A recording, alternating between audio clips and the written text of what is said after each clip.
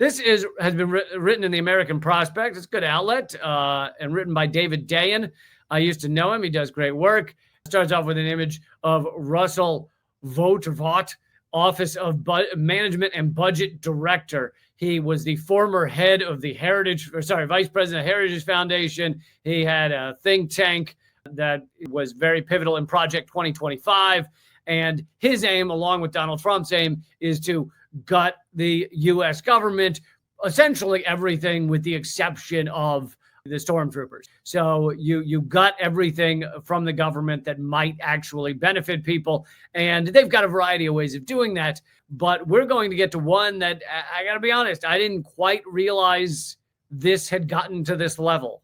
And it has to do with Trump's ability to not actually use the funds that are allotted for things to actually do those things. To put it in a very, I thought that was very elegant languages, right? The way I use the word things 3 times in one sentence. In this article, he says the Supreme Court's latest ruling definitively allows the Trump administration to cancel whatever funding they disavow within 45 days of the end of the appropriation without any approval from Congress. The administration now has power to cut whatever they want out of the budget at a time when they are pressuring Congress to send them a budget. The reason this is pivotal is the only thing Congress actually does anymore. I mean, let's be honest. They don't do shit. The only thing they actually do is the budget. They control the purse strings, right? This is one of those pivotal things. They used to also be the body that would just declare war, but we don't do that anymore. The president just bombs whoever the fuck he wants, and you move on from there. They're supposed to control the purse strings. And so that's why a lot of the biggest fights in Congress, when they're not, renaming a post office, is over the budget, over where money will go. And obviously money is power. If you allot billions of dollars to, let's say, PBS, then PBS is going to be bigger and more powerful. If you allot $12 to PBS, then PBS will lose some of their funding and it'll be more difficult for them. And of course, this goes through the entirety of government. It goes for the EPA and the Department of Education and Housing and Urban Development, all of it. You allot tons of money there, they become bigger, more powerful, and they can actually do things. Some of those things you may agree with, some of them you may disagree with, but you get the point. However, there is a third ground. There is money allotted to them, money not allotted to them. And then there is money allotted to them that the president just doesn't give them. And I'm exempt, by the way, for all this conversation, I'm exempting, someone mentioned the CIA, FBI. I'm ignoring all that because all of that is funded to the gills. Like they have so much money shoved straight up their asses that they taste it in the morning. The Democrats, Republicans, no one is standing up against the CIA, the FBI, any of the dozens of quote unquote law enforcement agencies, the military, Pentagon, $1 trillion a year. None of it are they debating at all. So that budget is not cut. There's no debating on it, like barely ever. It's a separate category of the things that the ruling elite use to crush us and crush other countries. That stuff, funding secured, funding not discussed. But then you've got all the other stuff, right?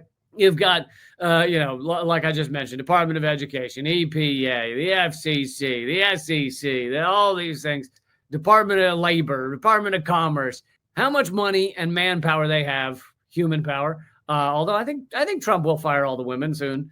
It dictates what their control is and what their abilities are. So the third ground is we allotted the money for these things to happen. Let's say for the post office to run, or Veterans Affairs, right? To take care of our veterans. We allotted the money for that, but then Trump just decided, yeah, fuck that, I'm not giving you the money.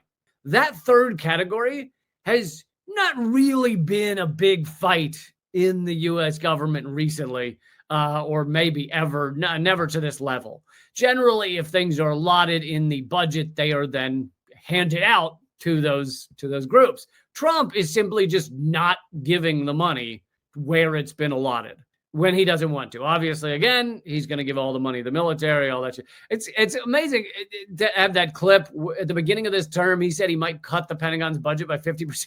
And who knows who got in his ear to tell him he would ever do that? because there is not a moment of thought to cutting the Pentagon budget at all from the $1 trillion a year. The Supreme Court just ruled that Trump doesn't have to give the money to where it's allotted. However, that ruling only involved $4 billion in foreign aid funding that the administration had semi-formally tried to rescind. It does not discuss that ruling, that Supreme Court ruling, the $410 billion that the White House has simply withheld from programs across the country. That represents close to half of all outlays in fiscal year 2025 that are not defense, quote unquote, related, that are not war and law enforcement related.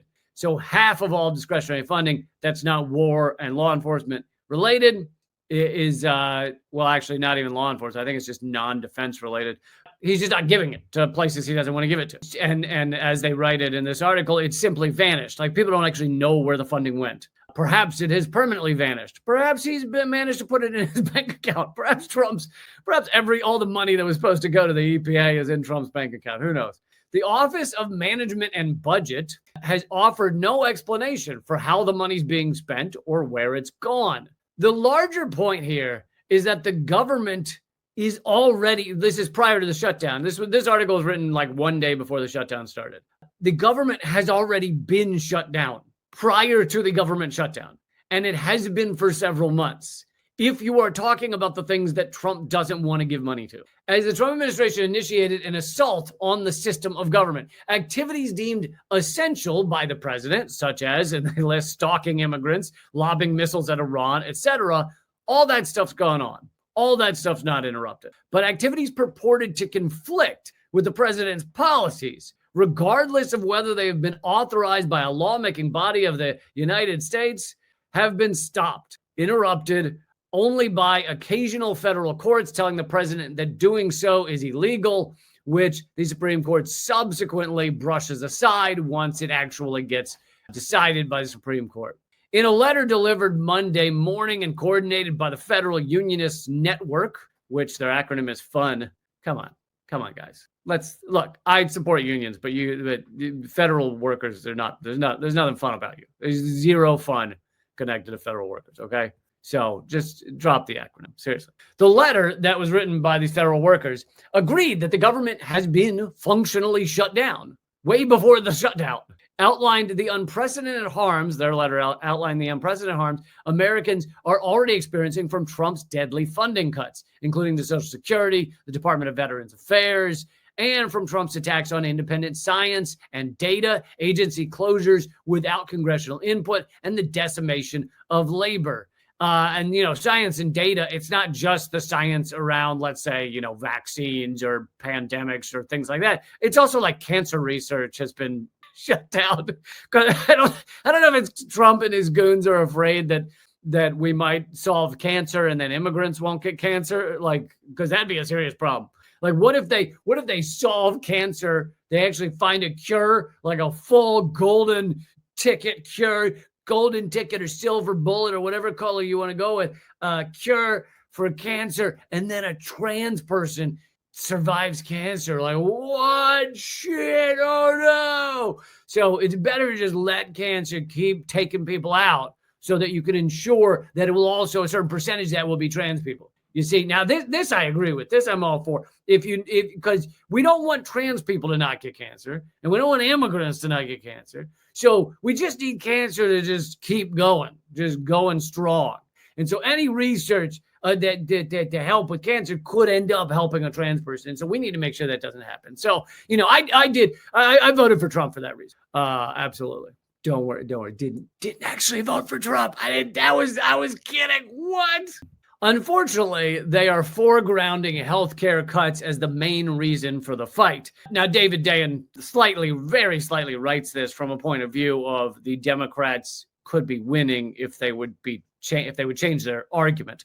I don't actually. I have so little faith or belief in the Democrats or what they stand for, which is nothing, or what they are or who they are, that I couldn't care how they formulate their fight, because they are fucking sexist shit. So you do whatever you do, Democrats, which is always nothing. Anyway, he says, unfortunately, they are focusing on healthcare cuts as the main reason for the fight, and not the fact that the government has been shut down for several months and it must be reopened. Meaning it must be reopened to a certain level that it was not operating out even before the shutdown. It needs to have guarantees that Trump and Vogt cannot meddle to shut it down again, piece by piece. Oh, here, this is interesting because it actually comes from a senior Republican. This comes from a Republican, Steve Womack, who said, if you're a Democrat, even just a mainstream Democrat, your predisposition might be to help negotiate with the Republicans on a funding mechanism. Why would you do that? Meaning to stop the shutdown, come up with some sort of funding, a month, 3 months, so that the government does shut down. That might be your thought, your predisposition. But he says, why would you do that if you know that whatever you negotiate is going to be subject to the knife pulled out by Russ Vought? Meaning, just because you agree to certain funding, okay, we'll fund the government for a month, but you got to give a little bit of subsidies to Obamacare, et cetera, et cetera. Let's say that plan came through. Why does it matter if they're not giving the funding anyway? Like, if Trump's actually stopping the funding from getting to these things, then none of those negotiations matter. To me, it feels kind of similar to the negotiations with Hamas in Gaza. It's like, if Israel and the U.S. are not going to stick by anything they fucking say they're going to do, then what's to negotiate? We just negotiate a thing you're not going to do. It seems like a waste of time, which is the same with this budget discussion. Schumann put it best. He said, there is no point for Senate Democrats, or Republicans for that matter, to negotiate or vote for a spending bill, short-term or otherwise, unless it resolves or leads to the resolution of the issues of impoundments, that's what it's called when Trump stops handing out funding, and restricting further withholding of funds, reinforces GAO authority to investigate and litigate impoundments, places political shackles on Vought, such as a new inspector general at OMB. I mean, I don't know if that matters, because Trump would just put in another awful human being. So what's a new inspector general matter? But anyway, and requires regular, accurate reporting of agency spending. So basically, why negotiate on anything that doesn't make the government actually function again? Like, that seems the only thing to be negotiated on. In a shutdown, the government can dictate what parts of the executive branch stay open. Vought has already been doing that. If it feels like the current fight isn't about health care or insurance subsidies, but about our system of government itself, that's because it is. So this is secretly what's going on in this government shutdown, is basically not being talked about by either side. Republicans certainly don't want to talk about it, because they'd have to come forward and go, oh yeah, well, we haven't been fucking giving the money to where it goes anyway. So why do we care? So the Republicans aren't talking about it. Democrats aren't talking about it just because they're idiots, just because they're morons, just because one little poll that they did found that Americans understand healthcare better than budget issues. First of all, there's polling that shows that Americans understand both. So you could say both. You could say, A, we don't want premiums on Obamacare to go up 75% the moment this thing passes, which is what will happen. And apparently even Republicans know that looks bad for them. If the poorest Americans who have healthcare, I know millions of Americans have zero, but if the poorest Americans on Obamacare suddenly all see their premiums go up 75%, that's not going to do great for Republicans. Democrats could be saying, also, none of the funding has actually been going to the places. Like, Trump already has shut down the government months ago for anything that was even slightly positive for American citizens. The only things that haven't been fully or partially shut down are the things Trump likes, which is like military, police, DHS, ICE, all those things. Those are all funded to the gills. This aspect of this shutdown is just not talked about at all. Absolutely.